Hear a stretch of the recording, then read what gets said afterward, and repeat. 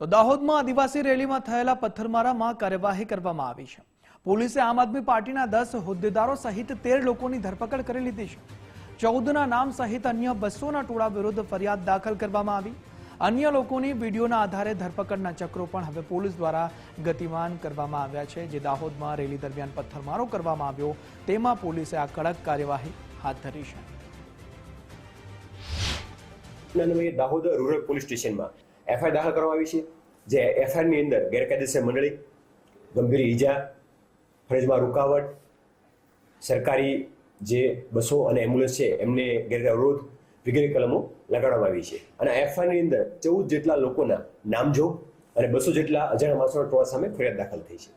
જે 14 લોકો પૈકી 13 લોકોને પોલીસ દ્વારા અરેસ્ટ કરી લેવામાં આવેલા છે. પોલીસ આ પથ્થરમારાની ઘટના હતી, એમાં એક પીએસઆઈ માથાના ભાગે ગંભીર ઈજા પહોંચી છે. આ ઉપરાંત 2 મહિલા અને 1 પુરુષ 4 જેટલા લોકોને ઇન્જરીઓ પહોંચી છે.